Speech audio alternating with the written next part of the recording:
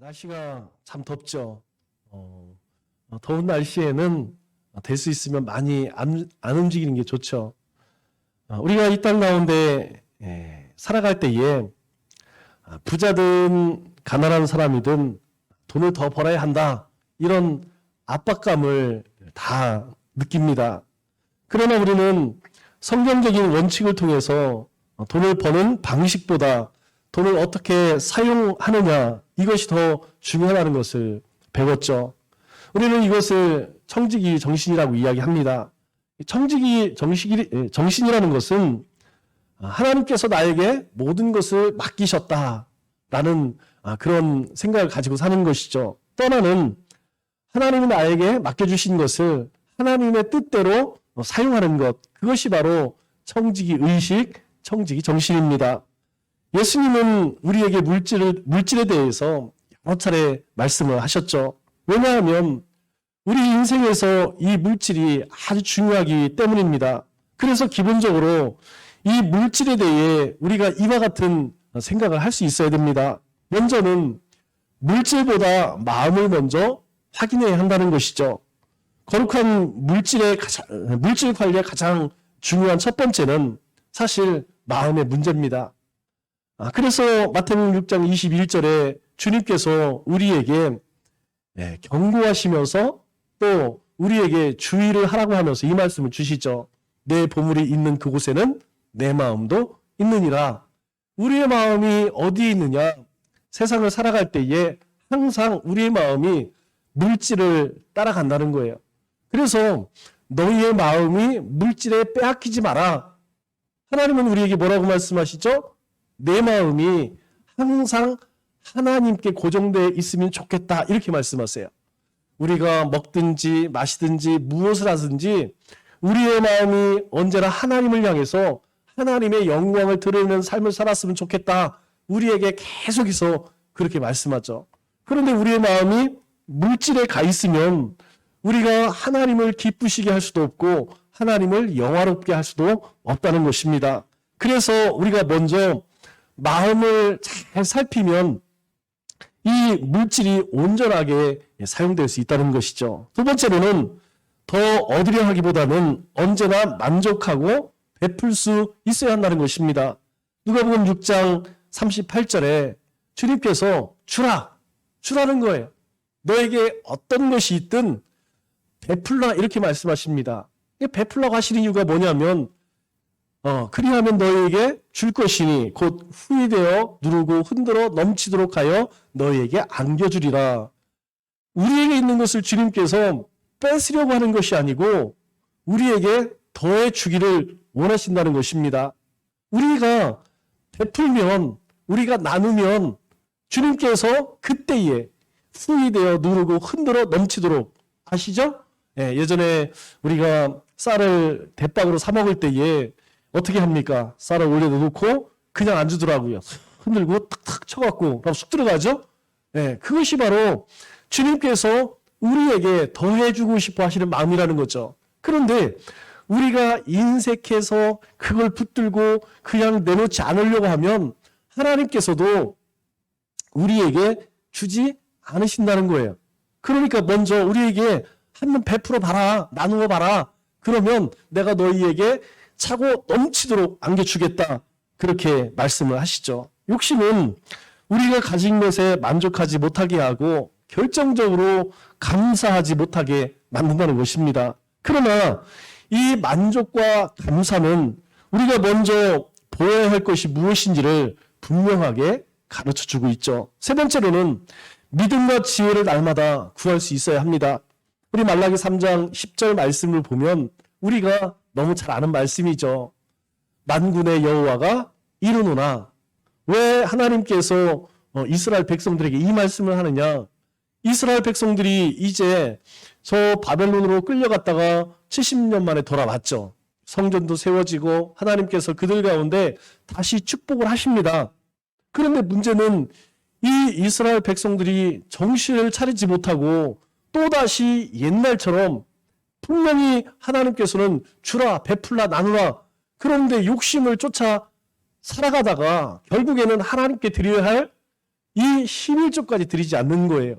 그래서 말라기 선지자를 통하여서 하나님께서 또 답답하시니까 이스라엘 백성들에게 이렇게 말씀하십니다.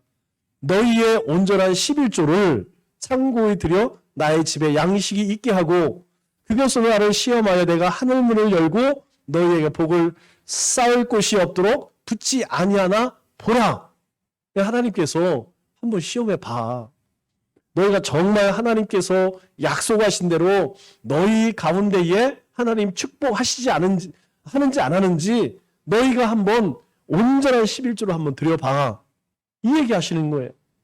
중요한 것은 무엇이냐면 우리의 삶에 하나님의 말씀에 대한 믿음이 있다면 여러분 흔들리지 않습니다. 그런데 우리 가운데에 이 믿음이 없고 우리 가운데에 지혜가 없으면 어떻습니까? 하나님의 말씀을 자꾸 의심하게 되는 것이죠. 정말 될까? 에이, 이번 달에는 바쁜데, 이번 때는 쓸 것도 많은데, 지난달에 많이 써서 이번 달에는 마이너스인데. 여러분, 하나님의 약속을 바라보지 못하고 뭐가 없으면, 믿음이 없으면 약속을 바라보지 못하고 뭘 보느냐?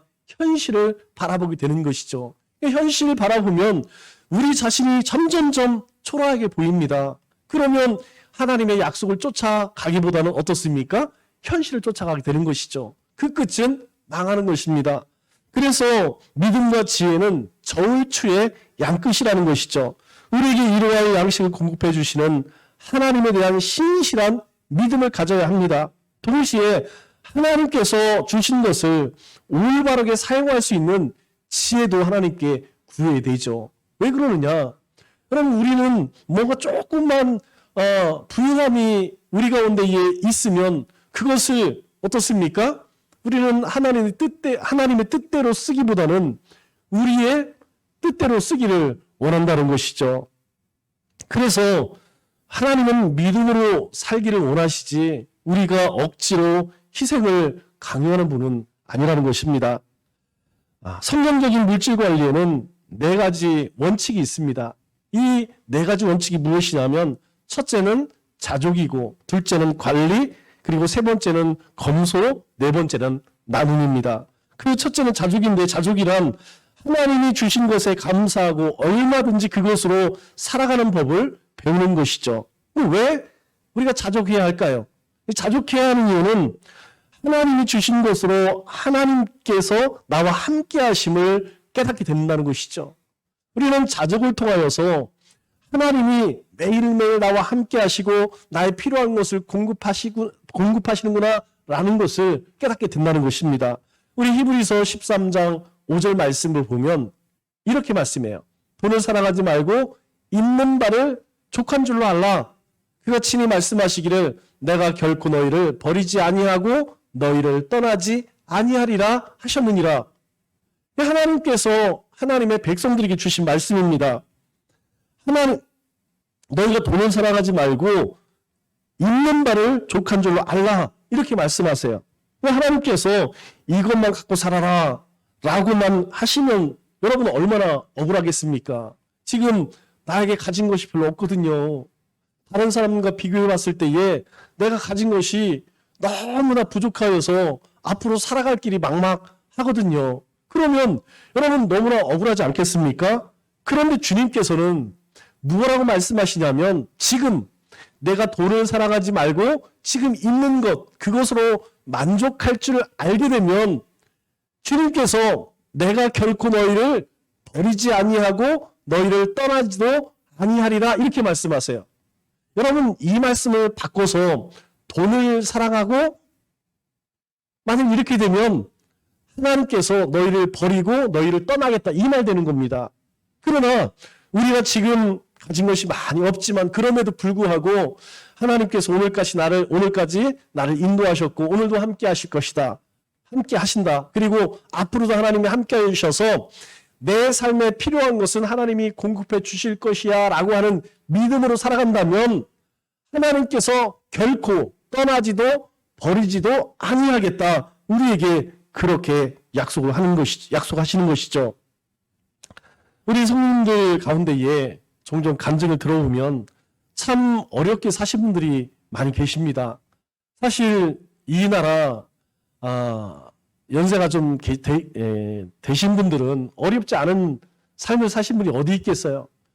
60년대, 70년대, 뭐 80년대 초까지만 해도 굉장히 힘겨운 삶을 살았죠. 사실 뭐 저도 나이는 그렇게 많이 되어 있지 않았지만 어렸을 때에 기억나는 거는 보리밥 먹은 거, 그리고 칼국수, 맨날 밀가루에서 저는 좋아해서 맛있게 먹었는데 나중에 알고 보니까 쌀이 부족하니까 그런 것들을 많이 먹게 했어요. 그런데 그 가운데서 정말 어려운 분들 많이 계셨습니다.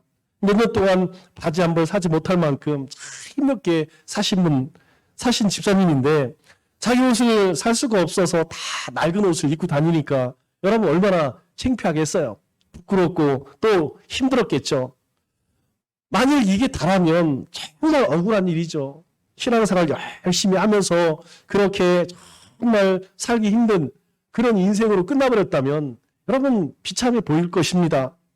그러나 또 만일 그러한 형편이 그렇게 가난하게 사는 것이 감사할 일이라면 그 사람은 좀 이상한 사람이죠. 그런데 그게 다 아니라는 것입니다. 하나님께서 그 삶을 채우신다는 것이죠.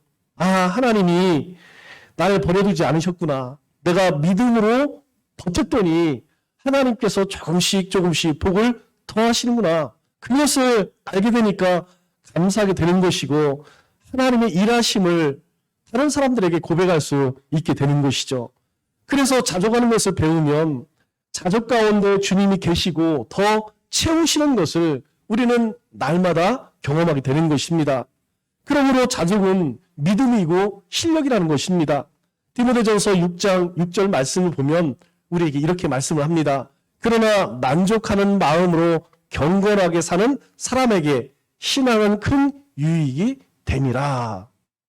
여러분, 믿음은 만족하는 마음으로 사는 사람들에게 큰 유익이 된다. 그렇게 말씀을 합니다. 자족은 어떤 경우에도 하나님을 붙들고 사는 믿음과 실력을 키워준다는 것이죠. 하나님께서 여러분 어떤 사람을 쓰실까요? 여러분 우리 모든 사람 가운데 가장 행복한 사람은 하나님 손에 붙들려 쓰임 받는 사람이 행복한 인생이에요. 우리가 집에서 매일 먹고 놀고 쉬는 그런 분들을 백수라고 하죠. 여러분 백수들이 행복할 것 같아도 여러분 지겹습니다. 하루 시간이 정말 안 가요. 아침에 출근해서 저녁까지 열심히 바쁘고 그냥 어떻게 하루가 지나가는지 모르게 사는 인생이 사실은 힘은 들지만 행복한 인생이라는 것이죠. 여러분 우리가 하나님 앞에도 마찬가지라는 거예요. 그냥 하나님 앞에 쓰임받지 못한 인생이 행복한 것이 아니고 교회 와서 나는 할 일이 아무것도 없어 이게 아니고 그냥 교회에서도 가정에서도 세상에서도 하나님 일에 쓰임받는 사람이 여러분 행복한 인생입니다. 하나님께서 쓰시려면 먼저 조건이 있어요. 무엇이냐면 사탄이 물질로 절대 무너뜨릴 수 없는 존재가 되어야 한다는 것이죠.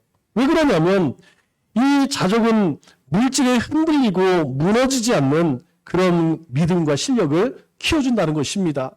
여러분 어떤 일을 하든 물질과 관련 없는 일이 있나요? 여러분 주님의 모든 일들은 다 믿음으로 감당하는 것이지만 어떤 일을 하려면 사역을 하려면 물질이 필요하죠. 그런데 이 물질에 대해서 훈련받지 않으면 물질을 이겨낼 수 있는 사탄의 유혹, 시험을 이겨내지 못하면 여러분 굉장히 큰 어려움을 당합니다. 그렇기 때문에 이것을 잘 견디는 그런 훈련이 된 사람이 결국에는 하나님 앞에 쓰임을 받게 된다는 것이죠.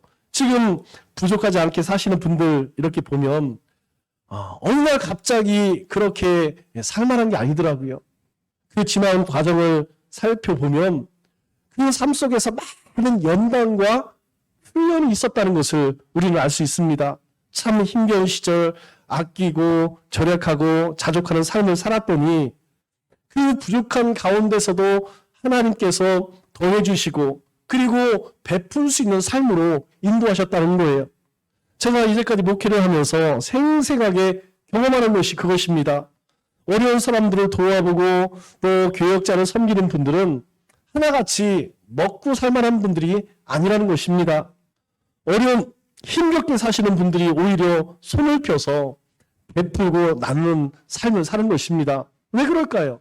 참 이상하지 않습니까? 우리가 상식적으로 생각하면 뭔가 다른 사람에게 베푸고 나누려면 있어야 하는데 오히려 정말 하루하루 간당간당한 그러신 분들이 오히려 더 많이 베풀 산다는 거예요. 그 이유는 우리 인생의 채우심은 내 노력이 아니라 하나님이 부어주시는 것임을 경험했기 때문이라는 것입니다. 그래서 어려운 중에도 절약해서 교회를 섬기고 주위에 더 많이 베풀게 되는 것이죠. 이것이 진정한 후행함이라는 것입니다. 자족하는 것을 배웠더니 그것이 믿음의 실력이 된다는 것이죠. 또 이런 분들은 절대 물질에 쫓겨다니지 않습니다. 물질이 들여왔다고 해서 다 내 것이 아니라는 것을 잘 알기 때문이죠. 그러므로 자족하는 법을 배우면 가난하든 부하든 어떤 경우에도 여유 있게 살 수 있는 실력을 갖게 됩니다. 이것이 바로 사도 바울의 고백입니다. 오늘 보면 13절 말씀을 보니까 사도 바울이 이렇게 고백을 하죠. 내게 능력 주시는 자 안에서 내가 모든 것을 할 수 있느니라. 내게 능력 주시는 자가 누굽니까? 우리 주님 아니겠습니까? 주님 안에서 내가 모든 것을 다 할 수 있다. 그런데 여러분 사람들이 많은 성도님들이 이 말씀을 참 좋아해요. 내게 능력 주시는 자 안에서 내가 모든 것을 할 수 있느니라. 연초에 이 말씀을 뽑으면 그냥 복권에 당첨된 것처럼 굉장히 기뻐들 하시죠. 그런데 이 말씀의 진정한 의미를 알려면 11절부터 이 말씀을 읽어야 합니다. 11절과 12절 말씀을 보면 사도 바울이 이렇게 고백을 합니다. 내가 궁핍함으로 말하는 것이 아니니라. 사도 바울이 나 가난하지 않아. 나 없어갖고 굶는 사람 아니야. 그런데 어떤 형편에 있든지 나는 자족하기를 배웠노니 나는 비천에 처할 줄도 알고 풍부에 처할 줄도 알아. 모든 일 곧 배부름과 배고픔과 풍부와 궁핍에도 처할 줄 아는 일체의 비결을 배웠노라. 이렇게 고백을 합니다.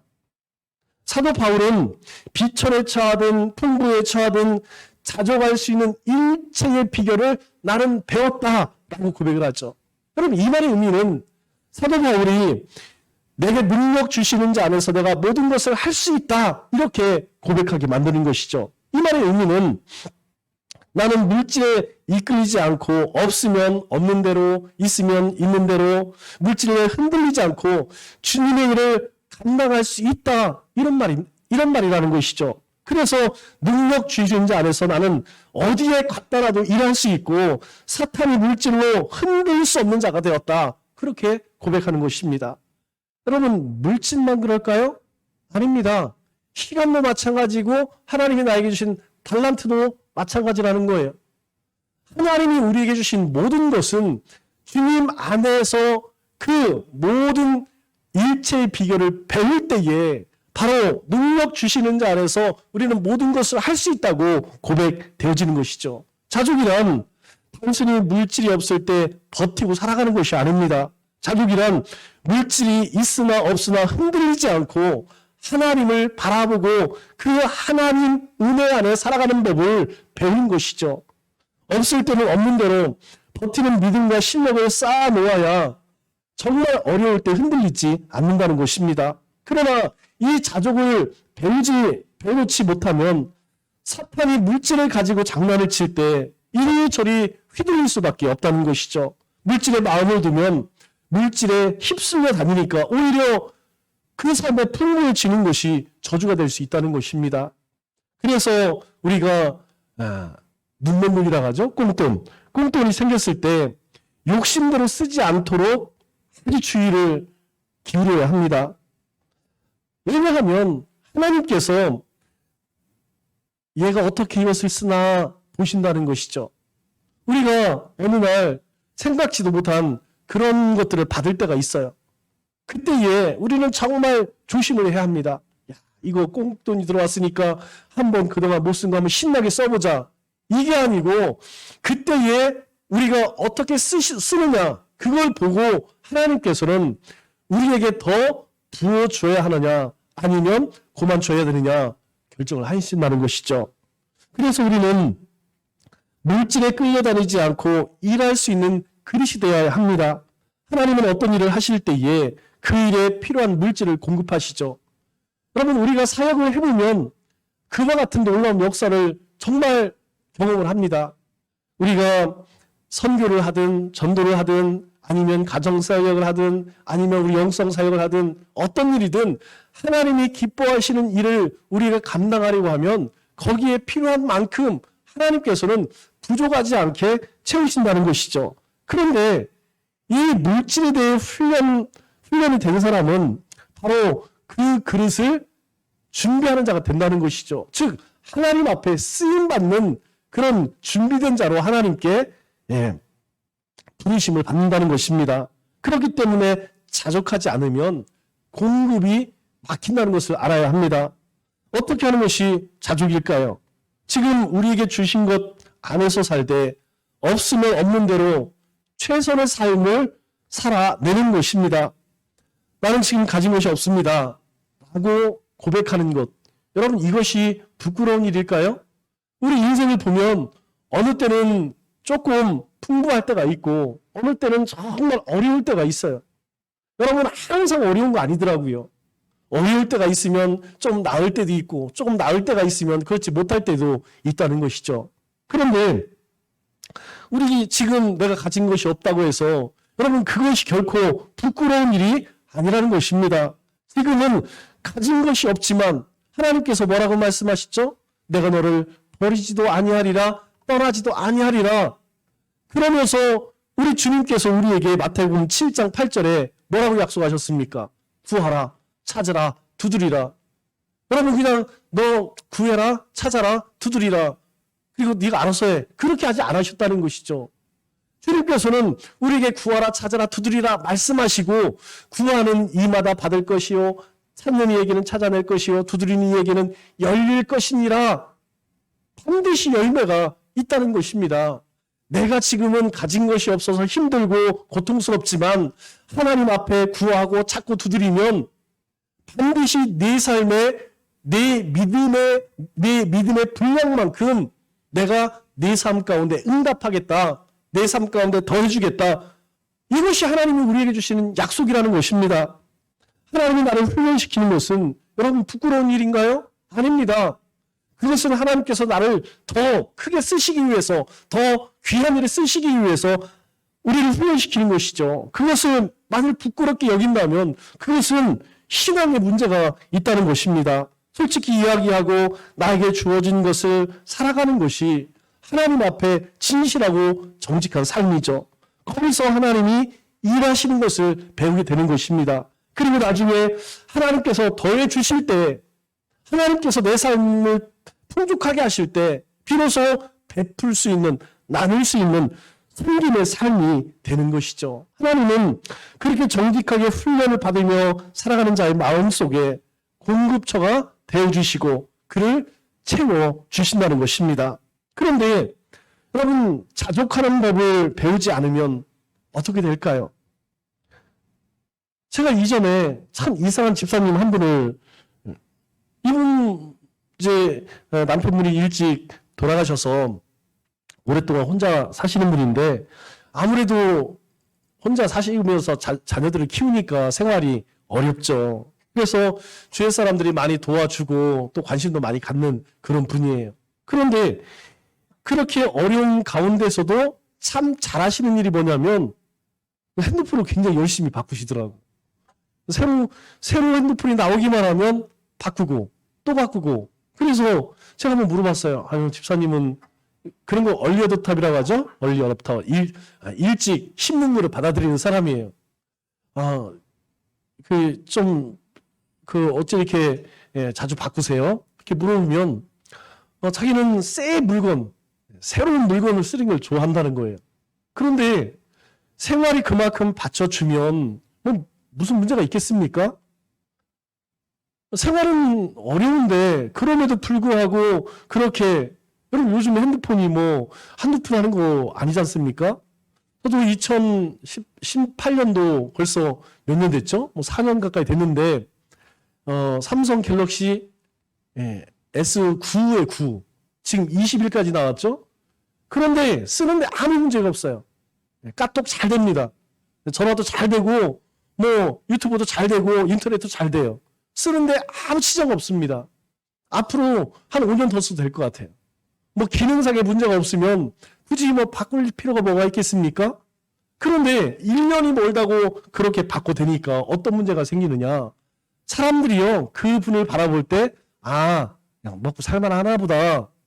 이전에는 관심을 많이 기울여서 좋은 어떤 일자리가 있으면 소개도 시켜주고 또 필요한 것이 있으면 서로 나누기도 하는데, 저 사람 저렇게 하는 거 보니까 뭐 별로 어렵지 않나 보다. 사람들이 그렇게 인식하고 서서히 관심을 갖지 않더라고요. 여러분, 하나님은 하늘에서 물질을 툭 던져주지 않으신다는 거예요. 어느 날 갑자기 우리의 삶에 이학천금을 부어주시지 않는다는 것입니다. 그리고 하나님의 역사는 항상 사람을 통해서 역사합니다. 하나님은 자족을 배우지 못한 사람에게는 그 공급을 끊으신다는 거예요. 그래서 정직하게 서고 거기에서 훈련되어 자족하는 것을 배워야 하나님께서 그 사람 안에서 일하신다는 것이죠. 신앙은 자족하는 데에서 시작한다는 것입니다. 자족할 때 가장 중요한 원칙이 무엇이냐면 가장 낮은 단계를 생각하는 것입니다. 그래야 물질이 많이 들어오고 좀 여유 있고 풍족하게 살아도 절대 시험에 빠지지 않는다는 것이죠. 그런데 그 기준은 누가 정하는 것일까요? 나는 낮출 만큼 낮췄어. 여러분, 그거 아니라는 것이죠. 아무리 내가 낮출 만큼 낮췄어 하더라도 진짜 낮춘 것인지 반드시 하나님 말씀 앞에서 점검해 봐야 한다는 것입니다. 우리말에 그런 말이 있죠. 뭐가 못 쫓아가면 가랑이 찢어진다는 말이 있죠. 여러분, 우리의 형편이 되지 않는데 허영심으로 가득 차갖고 헛된 것을 자꾸 쫓아다니면 여러분, 그 삶은 무너질 수밖에 없다는 것이죠. 그렇기 때문에 우리는 자족을 배워야 합니다. 없는 것이 부끄러운 것이 아닙니다. 진짜 부끄러운 것은 자신의 처지를 모르고 자족하지 못하는 것이 부끄러운 것이라는 것이죠. 자족하는 자에게 하나님은 반드시 채워주시는 은혜를 베푸십니다. 말씀을 맺겠습니다. 사도 바울은 오늘 내게 능력 주시는 자 안에서 모든 것을 할 수 있다, 이렇게 고백을 합니다. 이 믿음의 자신감은 어디서 나왔을까요? 바로 어떠한 형편에 있든지 자족함을 배웠기 때문입니다. 하나님께서는 우리에게 돈을 사랑하지 말고 족한 줄 알라라고 말씀하십니다. 그리하면 하나님께서 우리를 버리지도 또 떠나지도 않으시겠다고 약속하셨습니다. 이 한 주간도 하나님께서 주신 것으로 기뻐하고 감사하며 주님의 나라와 주님의 영광을 위해서 하나님이 우리에게 주신 물질을 귀하게 사용하시는 우리 믿음의 권속들 다 되시기를 주님의 이름으로 축원합니다.